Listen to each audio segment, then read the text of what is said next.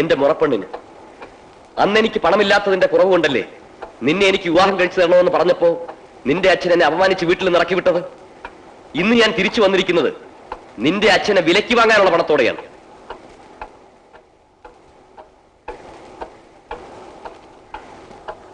പക്ഷേ നീ ഇന്ന് ഒരു കോടീശ്വരന്റെ ഭാര്യയായിപ്പോയി.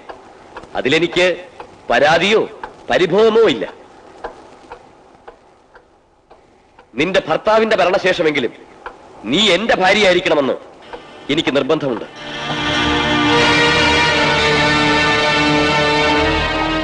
ഈ എഴുതിയതിനേക്കാൾ കൂടുതൽ കാര്യങ്ങൾ എനിക്ക് ലതികയോട് നേരിട്ട് പറയാനുണ്ട്.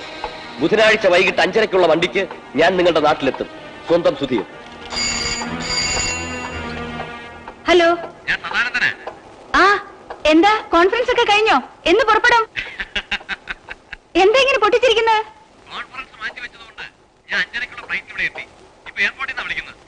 അയ്യോ, കാർ ഇവിടെ ഇല്ലല്ലോ.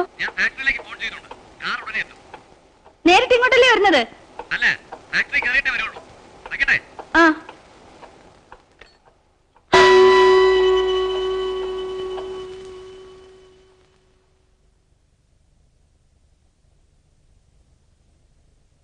ഈ എഴുതിയതിനേക്കാൾ കൂടുതൽ കാര്യങ്ങൾ എനിക്ക് ലതികയോട് നേരിട്ട് പറയാനുണ്ട്. ബുധനാഴ്ച വൈകിട്ട് 5:30-ക്കുള്ള വണ്ടിക്ക് ഞാൻ നിങ്ങളുടെ നാട്ടിലെത്തും.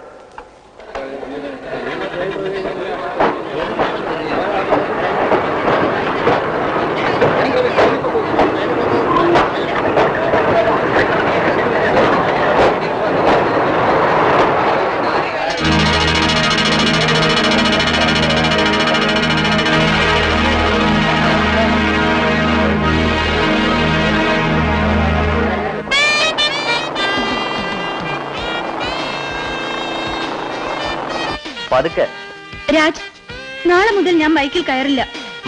എന്ത് പറ്റി? നമ്മുടെ ഈ ബന്ധത്തെ കുറിച്ച് കോളേജിൽ മുഴുവൻ പാട്ടാ. ഇനി നാട്ടുകാരെ കൊണ്ട് ഇത് പറയിപ്പിക്കണോ? പറയിപ്പിക്കണം. എങ്കിലേ നമ്മുടെ വീട്ടുകാർ കൂടി ഇത് അറിയുള്ളൂ. രാജിന്റെ വീട്ടിൽ ഇന്ന് എന്നെ അറിഞ്ഞോളൂ. നമ്മൾ ബൈക്കിൽ പോകുന്നത് നിങ്ങളുടെ ഡ്രൈവർ കണ്ടിട്ടുണ്ട്. കണ്ടോ? സംഗതി പുലിവാലായല്ലോ രതി. ഇന്നിനി വീട്ടിൽ ചെല്ലുമ്പോ ഞാനും അച്ഛനും തമ്മിൽ ഗുസ്തി നടക്കുന്നുള്ള കാര്യം തീർച്ചയാ. ഏതായാലും രതി റെഡിയായിരുന്നു. പെട്ടെന്ന് നമ്മുടെ വിവാഹം നടത്തേണ്ടി വരും. പിന്നെ പിന്നെ വിവാഹം ഒന്നും ഇപ്പൊ വേണ്ട. അതൊക്കെ ഡിഗ്രി എടുത്തു കഴിഞ്ഞു മതി. അതും ശരിയാ. അല്ലെങ്കിൽ എക്സാമിനേഷൻ ഹോസ്പിറ്റലിൽ കിടന്ന് എഴുതേണ്ടി വരും. അതെന്തിനാ? Excuse me. സദാനന്ദൻ മുതലാളിയുടെ വീട് ഇവിടെ അടുത്താണോ? കുറച്ചുകൂടെ പോണം. വീട് ഞാൻ കാണിച്ചു തരാം. എന്റെ അച്ഛൻ അവിടുത്തെ ഡ്രൈവറാ. താങ്ക്സ്. ഇയാൾക്ക് ചോദിക്കാൻ വേറെ ആരും കിട്ടിയില്ല. നേരത്തെ പറഞ്ഞേ. Thank you. സോറി.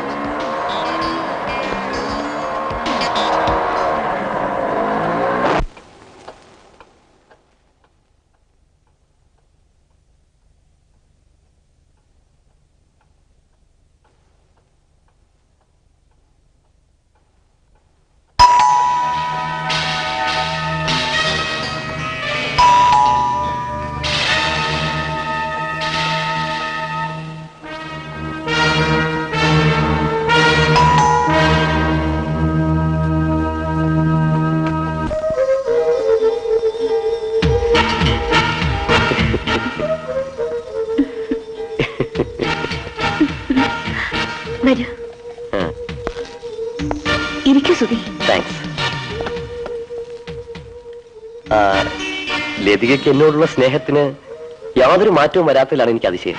ഞാൻ കുടിക്കാൻ എന്തെങ്കിലും എടുത്തിട്ട് വരാം. അതൊക്കെ പിന്നെ മതി. വർഷങ്ങൾക്ക് ശേഷം നമ്മൾ തമ്മിൽ ആദ്യം കാണുന്നതല്ലേ.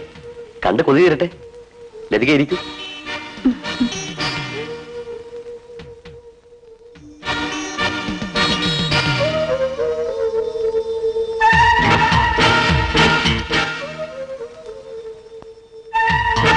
ആളിന്റെ ആകൃതിക്ക് മാറ്റമുള്ളൂ. സ്വഭാവം എല്ലാം പഴയപടി തന്നെ. അതിന്റെ ഏറ്റവും വലിയ തെളിവല്ലേ ഞാൻ ലതികയ്ക്ക് അയച്ച കത്ത്.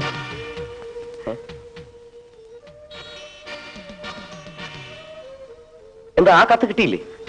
ഇല്ല. പോസ്റ്റൽ തകരാറായിരിക്കും. നാളെ കിട്ടും. അദ്ദേഹം വന്നു. ഭർത്താവല്ലേ, പോയി സ്വീകരിച്ചോളൂ.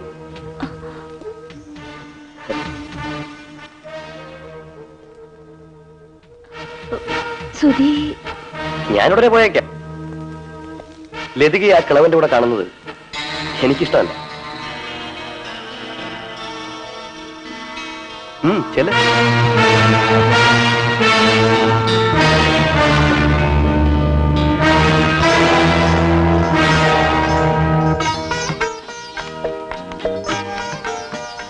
എന്താ ഉറങ്ങുകയായിരുന്നു? നോനോ, യാത്രയൊക്കെ സുഖമായിരുന്നു. ലതിക കൂടെ ഇല്ലാത്ത ഒറ്റ കുറവേ ഉണ്ടായിരുന്നു. മുതലാളി, വണ്ടി ഒന്ന് വർക്ക്ഷോപ്പിൽ കൊണ്ടുപോകണം. ബ്രേക്ക് കുറച്ച് അഡ്ജസ്റ്റ് ചെയ്യണം. നാളെ കാലത്ത് എനിക്ക് കളക്ടറെ കാണാൻ പോണം. അതിനു മുമ്പ് കിട്ടും. ആ ശരി.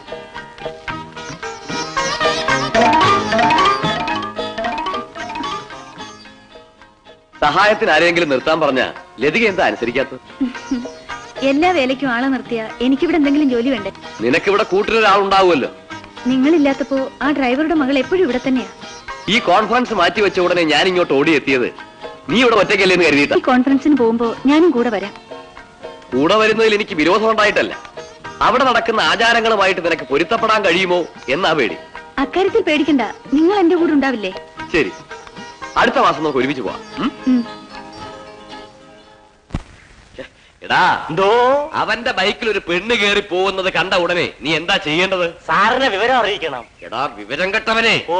അതല്ല വേണ്ടത്. നീ അവരെ ഫോളോ ചെയ്ത് അവൻ ആ പെണ്ണിനെ എവിടെ ഇറക്കി വിട്ടുവെന്നും അവൾ ഏതാണെന്നൊക്കെ അന്വേഷിക്കണമായിരുന്നു. ഞാനും അത് വിചാരിച്ചതാ.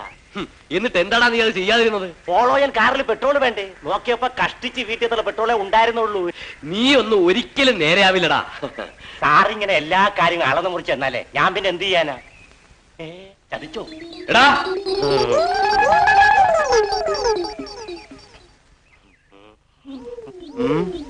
ഇവിടെ വാടാ. ഞാനോ വാസുവോ? നിങ്ങൾ രണ്ടുപേരും. ഞാൻ അച്ഛനോടൊരു കാര്യം പറഞ്ഞേക്കാം. വെറുതെ ആവശ്യമില്ലാതെ എന്റെ നേരെ കടിച്ചേരി വർത്താനം പറയരുത്. വാദി പ്രതിയായ?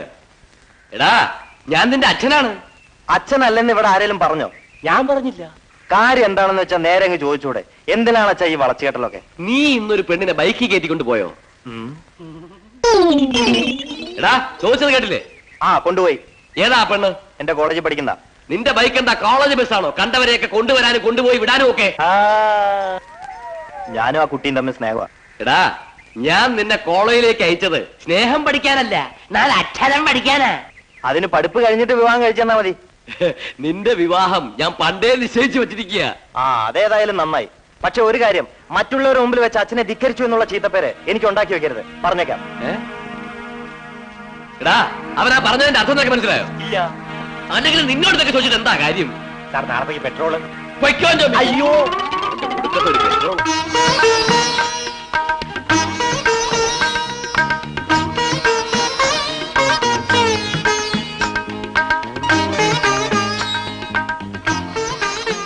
അതെന്താ നെറ്റിയിൽ തൊടാത്തത്? ഭക്തി പുറമേ കാണിക്കുന്നത് എനിക്കിഷ്ടമല്ല. എല്ലാം ഇങ്ങനെ മനസ്സിൽ വെച്ചോണ്ടിരുന്ന മറ്റുള്ളവർ മനസ്സിലാക്കുന്നത് എങ്ങനെയാ? ചോദ്യം നിസ്സാരമാണെങ്കിലും ഒത്തിരി ഉത്തരങ്ങൾ പറയാനുണ്ടത്. ഞാൻ തമാശ പറഞ്ഞല്ലേ? അതിനെന്താ, സ്നേഹിക്കുന്നവർ വേദനിപ്പിച്ചാലും അതിനൊരു സുഖമുണ്ട്. ഉച്ചയ്ക്ക് ഊണിന് വരില്ലേ? ഇന്ന് കളക്ടറുടെ കൂടെ ആയിരിക്കും ലഞ്ച്. ഞാനും വരട്ടെ? എങ്ങോട്ട്? ഗേറ്റ് വരെ. ഓ